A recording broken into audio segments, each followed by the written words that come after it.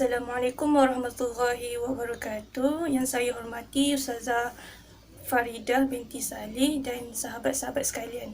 Pada hari ini, kumpulan kami akan membentangkan yang bertajuk diet dan kafarah. Baiklah, untuk kumpulan kami yang bertajuk diet dan kafarah, untuk diet kami akan bahagikan kepada 12 bahagian yang di mana akan dibentangkan oleh saya, Fifi Diana dan juga Fatin Farhana. Manakala untuk kafarah juga, dia terbahagi kepada 5 bahagian yang akan dibentangkan oleh Fatin Farhana dan juga Nur Nabila. Baiklah, sebelum itu saya perkenalkan diri saya. Nama saya Nurul Husna binti Muhammad Tirmizi. Saya akan membentangkan tajuk diet yang di mana saya akan membentangkan maksud diet, hukum diet, dalil yang disyariatkan untuk diet, jenis-jenis diet dan juga kadar diet serta jenis barang yang boleh didietkan. Baiklah, saya akan terangkan maksud diet. Diet ialah satu nama bagi harta benda yang wajib diberikan sebagai ganti kerugian sebab membunuh ataupun melukai orang. Dan harta benda itu perlu diberikan kepada mangsa ataupun kepada walinya, iaitu keluarga si mangsa. Hukum diet, ulama bersepakat diet ni adalah wajib diberikan berdasarkan nas ataupun dalil, iaitu Al-Quran dan juga As-Sunnah. Baiklah, saya akan terangkan dalil yang disyariatkan diet. Bagi Al-Quran, iaitu dalam surah An-Nisa ayat 92. A'udzu billahi minasyaitonir rajim. وَمَا كَانَ لِمُؤْمِنٍ أَنْ يَقْتُلَ مُؤْمِنًا إِلَّا خَطَأً وَمَنْ قَتَلَ مُؤْمِنًا خَطَأً فَتَحْرِيرُ رَقَبَةٍ مُؤْمِنَةٍ وَدِيَةٌ مُسَلَّمَةٌ إِلَى أَهْلِهِ إِلَّا أَنْ يَصَّدَّقُوا. Marhum dia, dan tidak harus sama sekali bagi seorang mukmin membunuh mukmin yang lain kecuali dengan tidak sengaja, dan sesiapa yang membunuh seorang mukmin dengan tidak sengaja, maka wajiblah ia membayar kafarah dengan memerdekakan seorang hamba yang beriman serta membayar diat, iaitu denda ganti nyawa yang diserahkan kepada ahlinya, iaitu keluarga si mati, kecuali jika mereka sedekahkan, iaitu memaafkannya. Untuk As-Sunnah pula, diriwayatkan oleh Abu Bakar bin Muhammad bin Amru, Rasulullah SAW telah bersabda bahawasanya baginda Rasulullah SAW menulis sepucuk surat kepada penduduk Yaman. Antara isi kandungannya, sesungguhnya barang siapa membunuh orang mukmin serta didapati saksi, maka diwajibkan qisas, kecuali mendapat keredaan, iaitu kemaafan dari keluarga yang terbunuh, maka diwajibkan membayar diat 100 ekor unta. Hadis riwayat An-Nasa'i. Seterusnya kita terangkan jenis diat. Diat terbagi kepada 2. Yang pertama, sekiranya pembunuhan secara sengaja akan dikenakan diat mughalazah. Yang kedua, jika pembunuhan itu tidak sengaja dan jenayah kecederaan, akan dikenakan diat mukhaffafah, iaitu ada 2, diat mughalazah, diat mukhaffafah. Baiklah, saya akan terangkan kadar diat. Sebagaimana kita ketahui, 2 jenis diat yang kita belajar, iaitu diat mughalazah dan juga diat mukhaffafah. Bagi diat mughalazah, 100 ekor unta perlu 3 jenis bahagian. Yang pertama, 30 ekor unta hikah, iaitu unta yang berumur 3 tahun untuk masuk tahun keempat. Yang kedua, 30 ekor unta jadha'ah, iaitu unta yang berumur 4 tahun untuk masuk tahun kelima. Yang ketiga, unta khalifah, 40 ekor unta khalifah, iaitu unta sedang bunting. Bagi kadar diat mukhaffafah, 100 ekor unta perlu terdiri kepada 5 bahagian, iaitu 20 ekor unta hikah, 20 ekor unta Jadoah, 20 ekor unta Ibnul Labun, 20 ekor unta Bintul Labun, dan terakhir 20 ekor unta Bintun Makhot. Okey, seterusnya jenis harta yang boleh didiatkan. Ada 6 jenis harta yang boleh didiatkan. Yang pertama, unta. Kedua, wang emas. Ketiga, wang perak. Keempat, lembu. Kelima, kambing. Dan yang keenam, persalinan. Maka 6 harta ni boleh didiatkan. Assalamualaikum warahmatullahi wabarakatuh. Okey, kita sambung kepada kadar diat di dalam kesalahan jenayah yang tertentu. Seperti yang kita tahu, kadar diat yang sempurna adalah 100 ekor unta. Tetapi di dalam beberapa kesalahan jenayah yang tertentu, terdapat perbezaan dalam menentukan kadar diatnya. Kesalahan-kesalahan jenayah tersebut ialah diat di dalam kandungan, iaitu janin. Yang kedua, diat untuk wanita. Dan yang ketiga, diat untuk ahli kitab. Okey, kita pergi kepada yang pertama, iaitu diat di dalam kandungan, iaitu janin. Seperti yang kita tahu, janin ini ialah segala apa yang terkandung di dalam rahim wanita walaupun ia masih berbentuk dalam segumpal darah ataupun tidak terbentuk rupa lagi. Ini adalah menurut pandangan Imam Malik. Jika janin itu tidak mengira lelaki atau perempuan mati disebabkan oleh perbuatan jenayah yang dilakukan terhadap ibunya, tetapi ibunya masih hidup, maka wajib pesalah itu dihukumkan dengan diat ghurrah. Diat ghurrah ini ialah memerdekakan seorang hamba sahaya, tidak kira lelaki ataupun perempuan. Ini berdasarkan hadis Rasulullah SAW riwayat Bukhari dan Muslim yang menyatakan bahawa dua orang wanita dari suku kaum Huzai telah berbunuh-bunuhan. Lalu salah seorang daripada mereka telah melempar salah seorang wanita di situ dengan batu. Lalu matilah wanita itu bersama janinnya. Maka wanita suku Huzai tadi telah bertemu dengan Rasulullah dan mengadu kepada Rasulullah. Lalu Rasulullah SAW telah menghukumi janin yang mati itu dengan memerdekakan seorang hamba sahaya, tidak kira lelaki ataupun perempuan. Ghurrah di sini bermaksud putih pada warna kuda. Amr bin Alaq mensyaratkan bahawa hamba yang hendak dimerdekakan itu haruslah berkulit putih. Tetapi fuqaha yang lain berpandangan bahawa tidak disyaratkan untuk seorang hamba yang dimerdekakan itu harus berkulit putih. Terdapat beberapa penulisan juga mengatakan bahawa jika si ibu mengandung itu menggugurkan janinnya, maka si ibu juga wajib membayar diat ghurrah. Terdapat juga riwayat lain yang menyatakan bahawa kadar diat ghurrah ini ialah 100 ekor kambing atau 500 dirham. Ada juga riwayat lain yang menyatakan bahawa kadar diat ghurrah ini ialah 5 ekor unta. Jika janin yang dilahirkan itu meninggal selepas dilahirkan, maka diatnya adalah diat yang sempurna, iaitu 100 ekor unta. Tetapi jika janin itu ialah perempuan, maka diatnya adalah 50 ekor unta. Yang kedua ialah diat bagi wanita. Kadar bagi diat ini ialah diat yang sempurna jika mangsanya ialah seorang lelaki. Tetapi jika mangsanya ialah seorang perempuan, terdapat dua pendapat. Yang pertama ialah daripada Umar, Ali, Ibnu Mas'ud dan Zaid bin Sabit radhiyallahu anhu bersepakat bahawa kadar diat wanita bagi kesalahan jenayah pembunuhan ialah separuh daripada kadar diat sempurna daripada diat lelaki. Yang kedua ialah daripada Rabi'ah Ibnu Abdurrahman menyatakan kadar diat wanita merdeka ialah 500 dinar atau 6,000 dirham. Pendapat ini merupakan ijma' para sahabat yang kemudiannya telah disepakati oleh para fuqaha. Penentuan kadar diat ini adalah berasaskan kepada kadar pewarisan harta pusaka wanita adalah separuh daripada kadar pewarisan harta pusaka lelaki. Aspek yang diperselisihkan oleh para ulama ialah kadar diat bagi kecederaan wanita. Terdapat dua pendapat bagi masalah ini.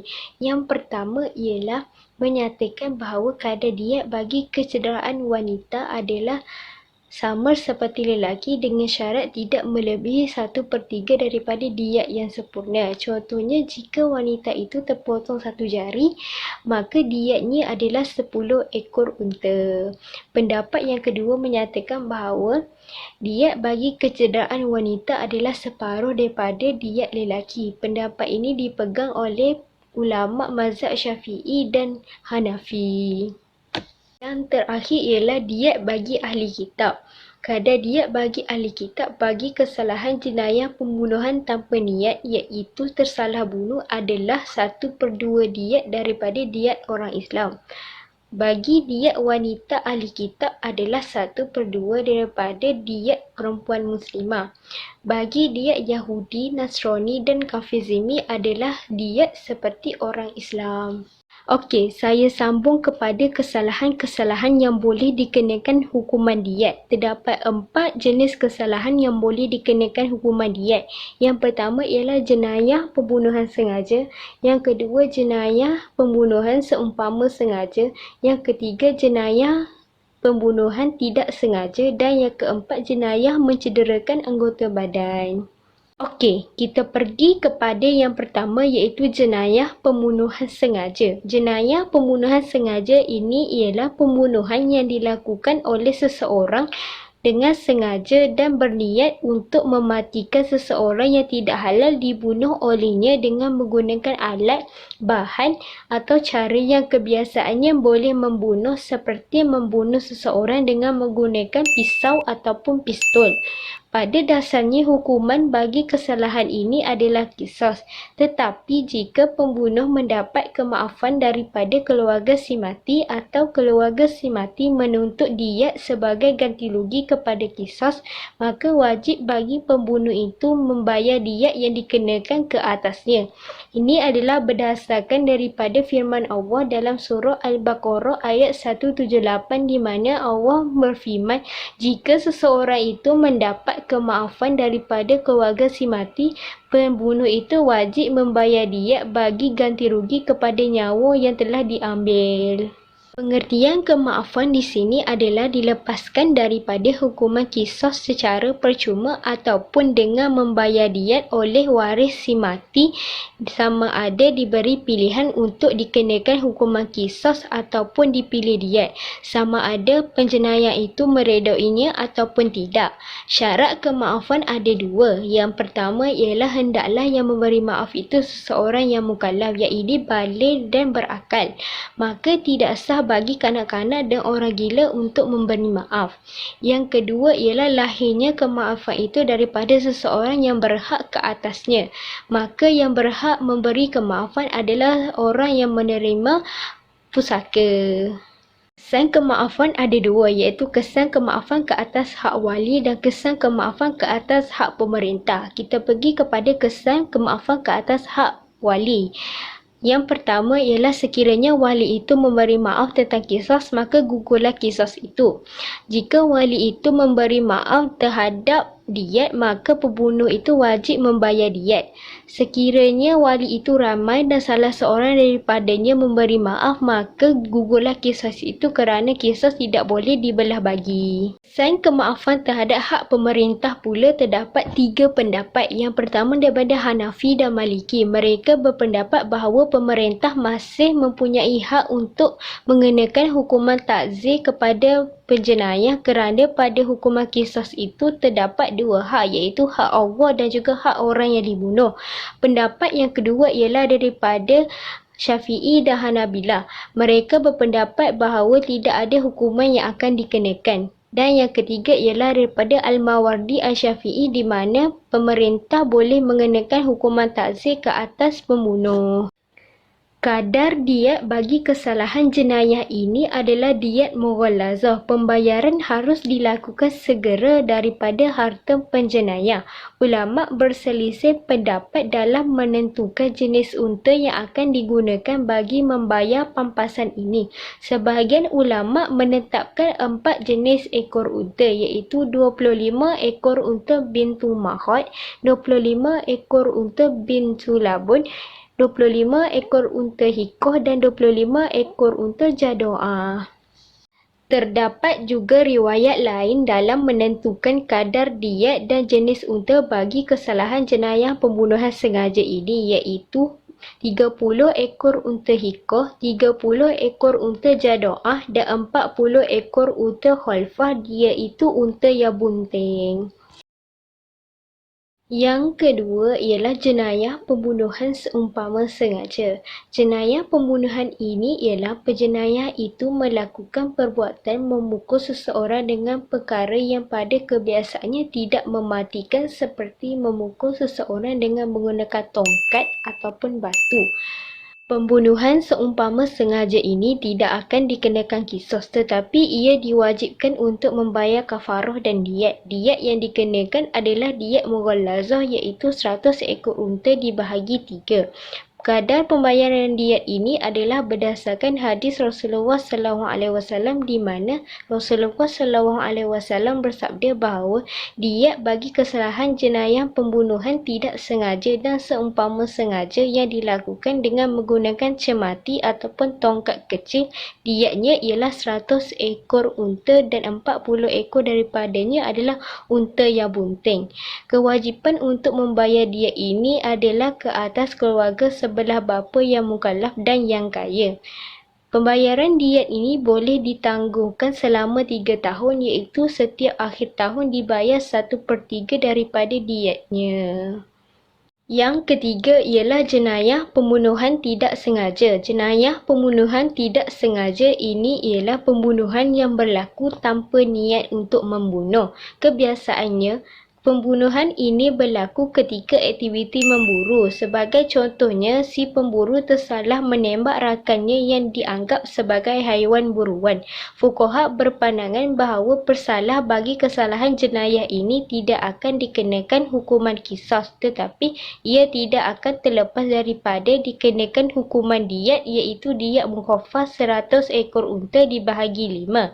Pengagihan diat ini adalah berdasarkan daripada hadis Rasulullah SAW, riwayat Ibnu Mas'ud, iaitu Rasulullah SAW bersabda, dalam diat pembunuhan tidak sengaja 20 ekor unta hikoh, 20 ekor unta jadoah, 20 ekor unta bintu makhot, 20 ekor unta bintu labun dan 20 ekor unta ibnu makhot.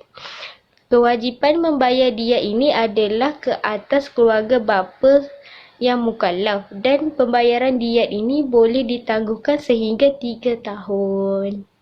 Dan yang terakhir ialah jenayah mencederakan anggota badan. Jenayah mencederakan anggota badan ini meliputi memotong, melukakan, memukul atau menghilangkan manfaat anggota badan tanpa mematikan.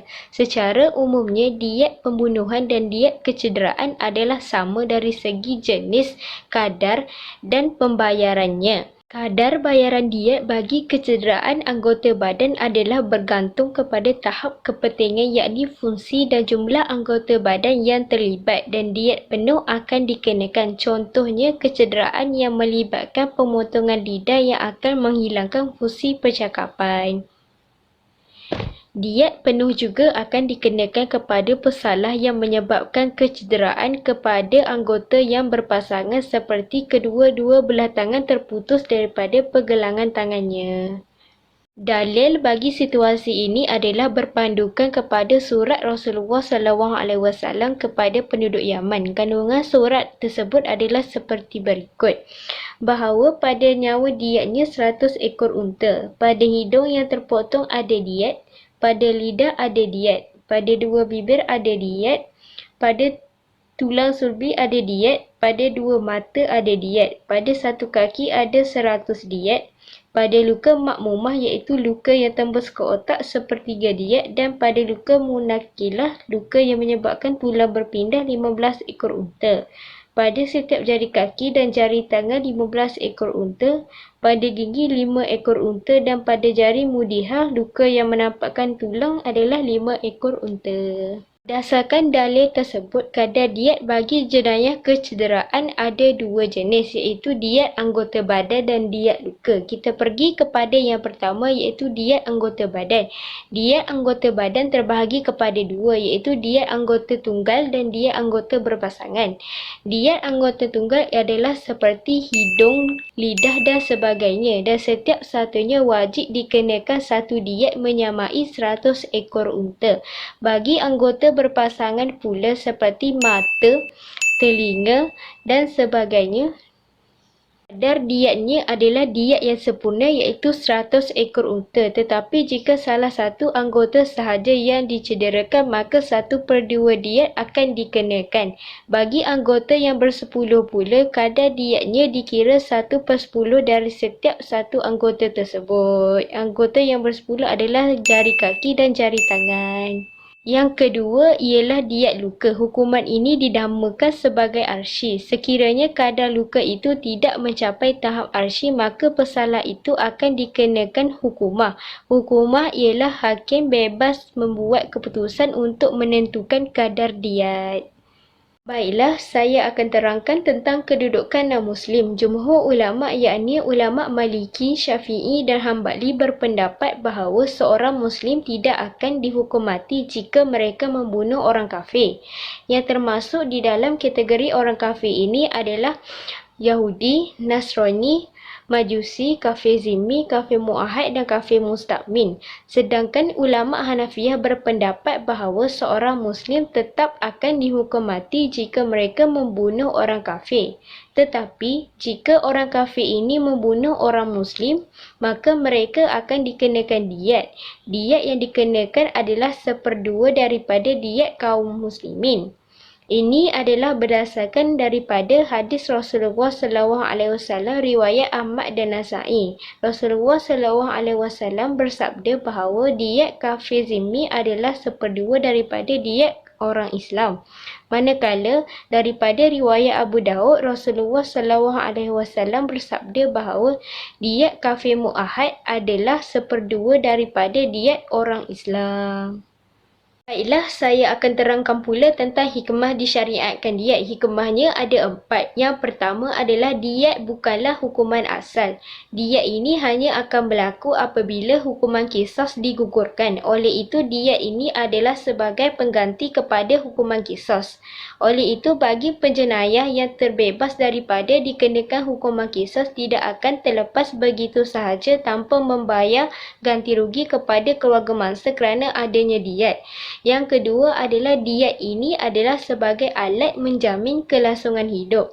Apabila seseorang itu mati, maka waris si mati seperti ibu dan anak-anaknya akan kehilangan punca nafkah. Oleh itu, diet yang dibayar oleh pembunuh dapat menggantikan nafkah yang terhenti disebabkan oleh kematian mangsa. Yang ketiga adalah diet ini dapat mengurangkan penderitaan yang dihadapi oleh mangsa disebabkan oleh kecacatan ataupun kehilangan anggota badan disebabkan oleh kecuaian ataupun kesalahan penjenayah itu sendiri.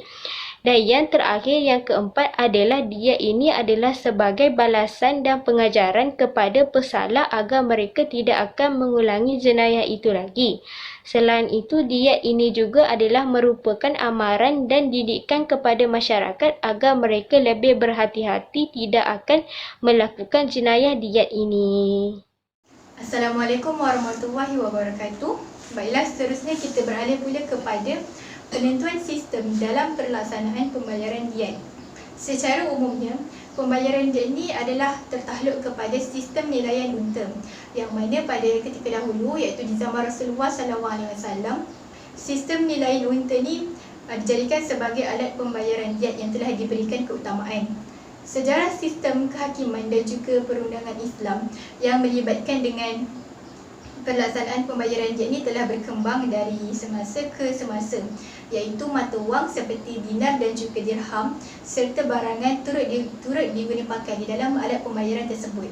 Sebagai contoh, ketika pemerintahan Khalifah Umar Al-Khattab, yang mana beliau telah mewajibkan pemilik emas supaya membayar sebanyak 1,000 dinar, manakala pemilik perak pula membayar sebanyak 10,000 hingga 12,000 dirham.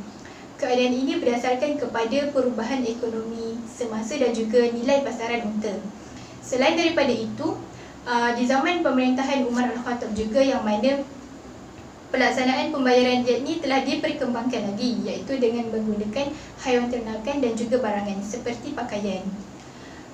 Perubahan kadar hukuman nilai diet ini telah dipersetujui oleh Abu Yusuf, Ahmad dan juga Muhammad, yang mana beliau berpandangan bahawa diet ini wajib diambil daripada 6 jenis, iaitu unta, mata wang emas, mata wang perak, lembu, kambing dan juga barangan, iaitu pakaian.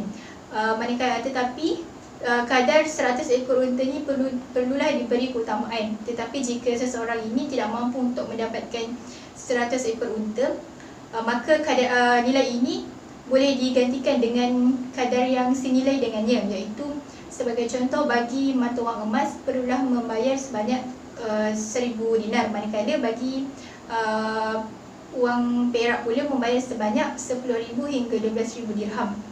Manakala kalau lembu sebanyak 200 ekor lembu, kambing sebanyak 2,000 ekor kambing dan pakaian sebanyak 200 persalinan pakaian yang lengkap.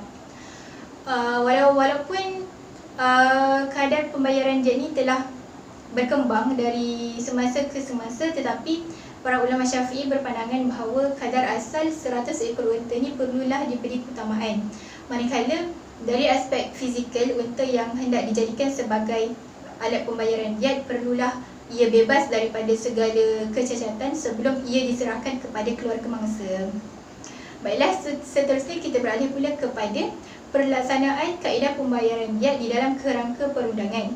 Secara dasarnya, sistem perundangan Islam ni yang melibatkan dengan diet adalah merupakan diet ni sesuatu yang bayaran yang dikenakan terhadap pesalah yang melibatkan dengan kes kematian ataupun kecederaan. Sebagai contoh, bagi kes pembunuhan secara sengaja, secara dasarnya pembayaran diet ni perlulah dibayar oleh pesalah itu sendiri. Manakala bagi kes pembunuhan secara tidak sengaja, kadar diet ni bolehlah dibantu oleh akilah ataupun diistilahkan sebagai keluarganya. Selain daripada itu, bagi kes pembunuhan secara tidak sengaja juga, pembayaran diet ni boleh dilakukan secara ansuran selama 3 tahun. Manakala bagi pesalah pembunuhan secara sengaja yang mempunyai masalah kewangan ataupun yang tidak mampu untuk melunaskan pembayaran diet tersebut, maka keluarganya ataupun akilah ini boleh membantu untuk pesalah ini. Ini berdasarkan kepada hadis Rasulullah SAW, iaitu akilah dengan kerelaannya boleh membantu pesalah pembunuhan secara sengaja untuk melunaskan bayaran tersebut jika pesalah tersebut menghadapi masalah kewangan.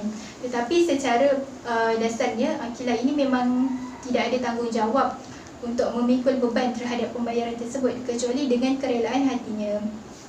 Berdasarkan kepada perubahan semasa, kadar pembayaran diet ini boleh dioptimumkan sebagai pembayaran zakat, yang mana bagi kes pembunuhan secara sengaja yang harta yang dimiliki oleh pesalah seperti rumah, kereta dan sebagainya bolehlah dijual dan harta tersebut boleh dan hasil jualan tersebut boleh diserahkan kepada keluarga mangsa.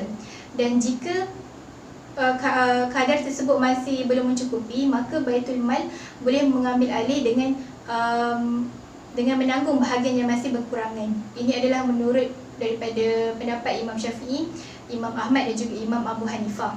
Selain daripada itu, institusi insurans juga boleh berperanan sebagai akilah kerana tujuan pembentukan institusi ini adalah sama menyerupai akilah, iaitu membantu dan menjamin. Kepakaran bidang insurans ini juga boleh membantu mahkamah dalam menilai tahap kecederaan yang dialami oleh mangsa untuk menentukan hukuman yang sewajarnya.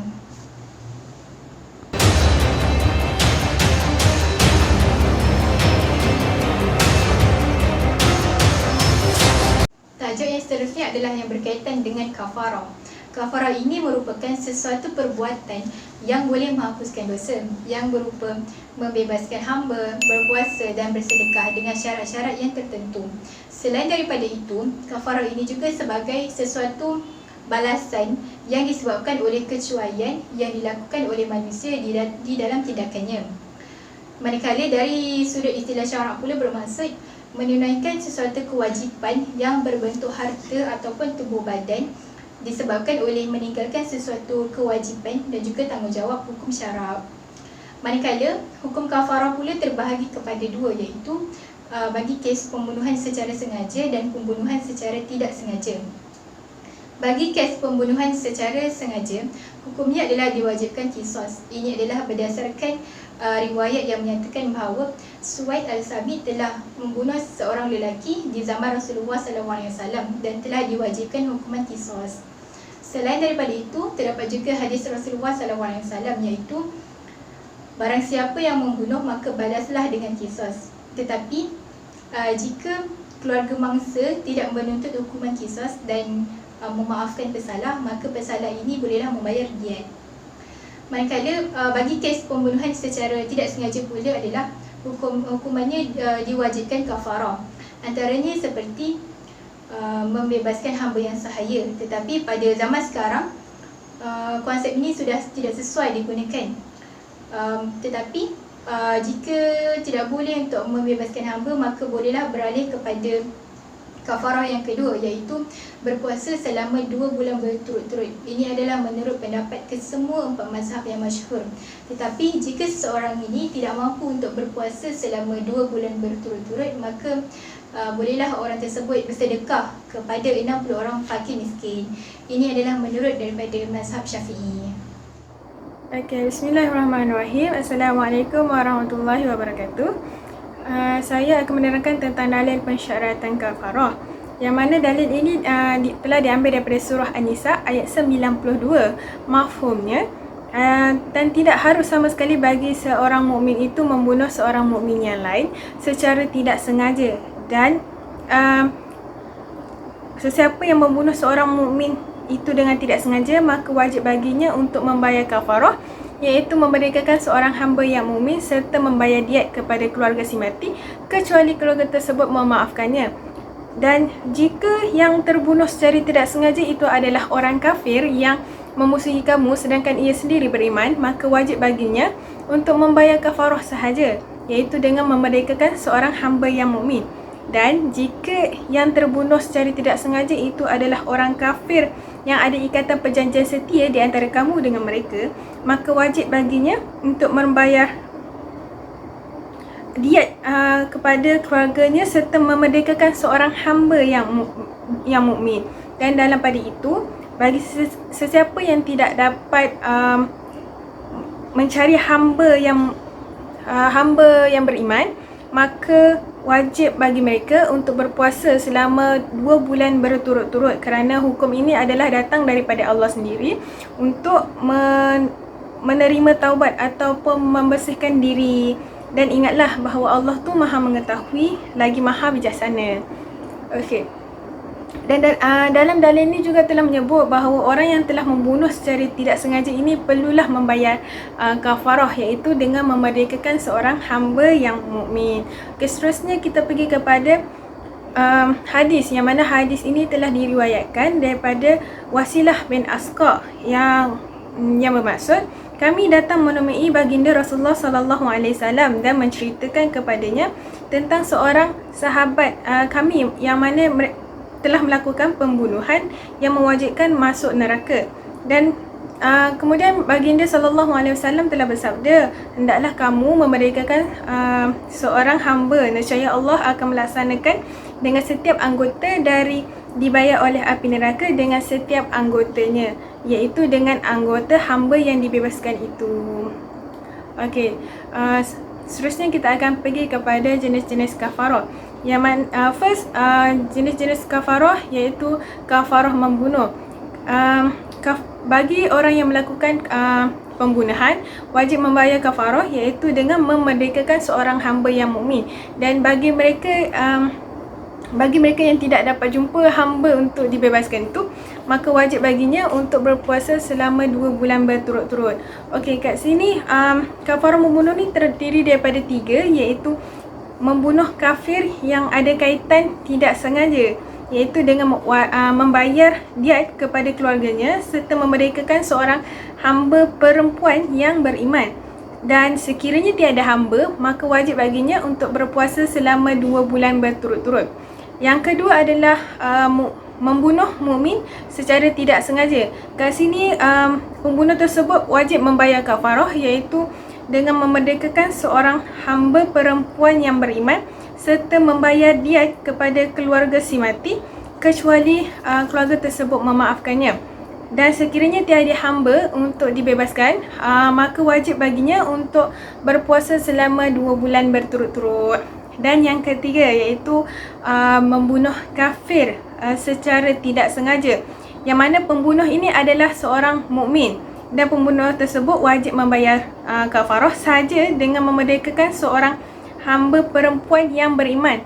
Dan sekiranya tiada hamba untuk dimerdekakan, maka wajib baginya untuk berpuasa selama 2 bulan berturut-turut.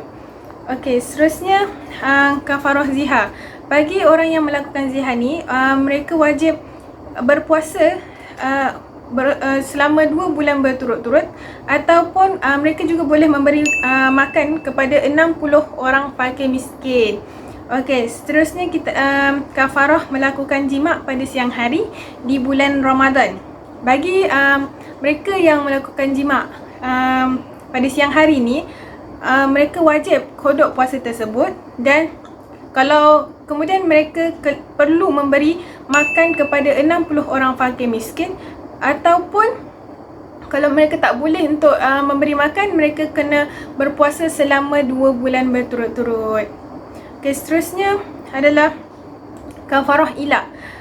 Bagi orang yang melakukan ilak ini, mereka perlu memberi makan kepada 10 orang fakir miskin, ataupun memberi pakaian kepada 10 orang fakir miskin, ataupun mereka juga boleh memerdekakan seorang hamba hamba. Tetapi pada masa ini sukar untuk mencari hamba untuk dimerdekakan, maka mereka juga boleh berpuasa selama 3 hari. Okey, seterusnya adalah kafarah bersetubuh dengan isteri ketika haid, yang mana perkara ini tidak diwajibkan kafarah. Sekiranya ingin membayar, ia perlu membayar dengan kadar 1 dinar ataupun setengah dinar mengikut kepada harga semasa. Iaitu kat sini adalah 1 dinar bersamaan dengan 4.25 gram emas. Okey, seterusnya adalah kafarah kerana melanggar sumpah. Bagi orang yang melanggar sumpah, mereka wajib membayar kafarah dengan memberi makanan sehingga kenyang kepada 10 orang fakir miskin, ataupun mereka juga boleh memberi pakaian kepada 10 orang fakir miskin. Okey, seterusnya kita pergi kepada syarat-syarat kafarah, yang mana syarat-syarat kafarah ni terdiri daripada 3 mazhab. Yang pertama adalah mazhab Syafi'i dan Hambali, dan yang kedua adalah mazhab Maliki, dan yang ketiga adalah mazhab Hanafi. Okey, mazhab Syafi'i kata dan Hambali kata kafarah ni adalah menjadi tanggungjawab pembunuh untuk menjelaskannya, tak kira pembunuh tu ia mukallaf, iaitu akil baligh, ataupun tidak, muslim ataupun kafir, kecuali kafir harbi sahaja.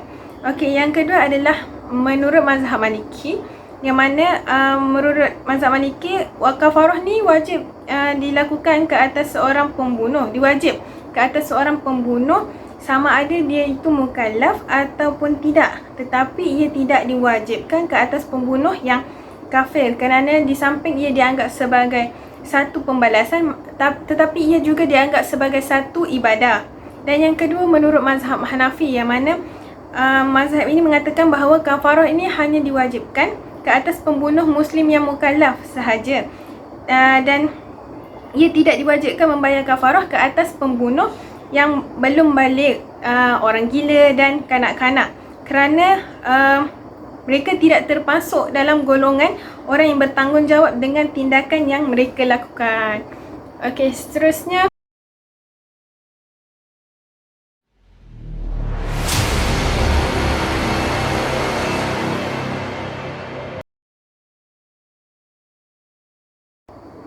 Okey, seterusnya kita pergi pada isu. Yang mana isu ni kami ambil tentang isu diat, mutiara perundangan dan keadilan Islam.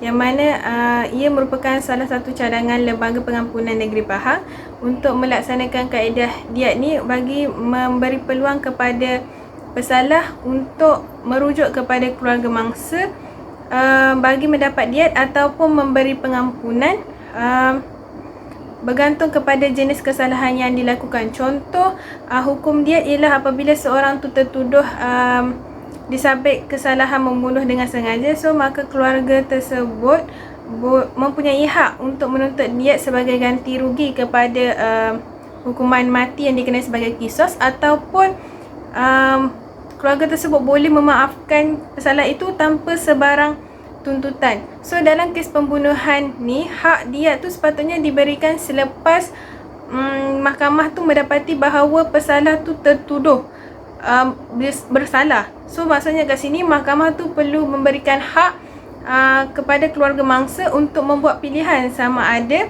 mereka meneruskan hukuman mati iaitu kisos, ataupun memilih hukuman diat, ataupun memaafkan pesalah tu tanpa sebarang hukuman. Okey, dalam undang-undang jenayah pada hari ini yang digunakan pakai adalah berasaskan kepada kanun keseksaan dan peruntukan berkaitan diat dan kemaafan ni tidak dimasukkan di dalam mahkamah. So mahkamah tu hanya berhak menjatuhkan hukuman yang diperuntukkan sahaja, contohnya macam hukuman gantung sampai mati, ataupun penjara, ataupun sebat. Okey. Kalau hukuman berbentuk diat dan kemaafan ni hendak dikuatkuasakan, maka Parlimen tu perlu meminda kanun keseksaan dan kanun tata cara bagi membolehkan hakim menyerahkan pilihan kepada keluarga bangsa. So ini merupakan salah satu langkah yang boleh diambil untuk memartabatkan lagi hukuman diat. Okey. Cadangan untuk melaksanakan kaedah diat ni sebenarnya adalah untuk membuka dimensi baru bagi mangsa dan keluarga bangsa untuk mendapatkan keadilan. Okey, dalam kes pembunuhan ni, hak diat ni sepatutnya diberi selepas mahkamah tu mendapati yang tertuduh tu adalah bersalah, dan peraturan tu bersabit diat ni sebenarnya adalah amat baik bagi menjamin kepada keadilan, terutama kepada mangsa dan keluarganya. So kalau kaedah diat ni dapat dilaksanakan, maka sebahagian daripada prinsip hukum Islam tu dapat dilaksanakan. Okey.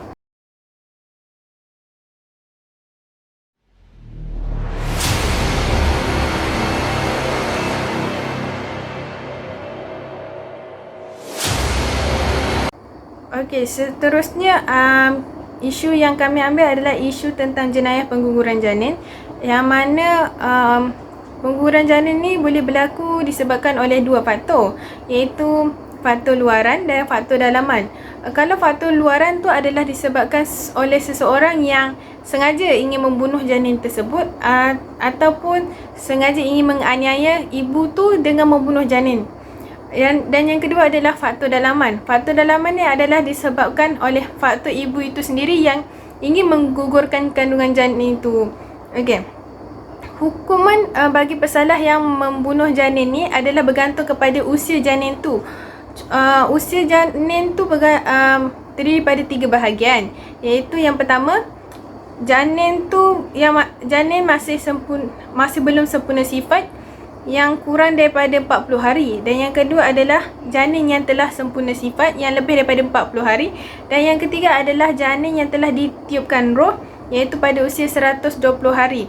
So bagi orang yang membunuh janin ni, mereka perlu membayar diat ataupun dikenali sebagai diat janin ataupun al-ghurah, yang mana mereka perlu membebaskan seorang hamba lelaki ataupun perempuan. Okey, diat ni terdiri pada dua, iaitu diat mughallazah dengan diat mukhafafah. Kalau diat mughallazah ni adalah diat denda berat, iaitu denda yang diwajibkan ke atas pembunuhan yang disengajakan. Contoh macam ibu itu sengaja menggugurkan janinnya, so ibu tersebut perlu membayar denda sebabkan menggugurkan janin tu, membunuh janin tu secara sengaja. Okey, dan yang kedua adalah diat mukhafafah, yang mana diat ni merupakan denda ringan yang diwajibkan disebabkan oleh tersalah membunuh. Contohnya macam kematian yang berpunca daripada seorang doktor yang memberi salah ubat kepada bayi tersebut ataupun janin tersebut. So berlakunya kematian. Kat situ perlu dikenakan denda, iaitu denda mukhafafah. Denda kecil saja. Okey, secara kesimpulannya, secara keseluruhannya diat dan kafarah ni merupakan salah satu kaedah bagi hukuman hudud yang perlu dilaksanakan oleh manusia bagi mereka yang telah melakukan kesalahan. Sekian, terima kasih.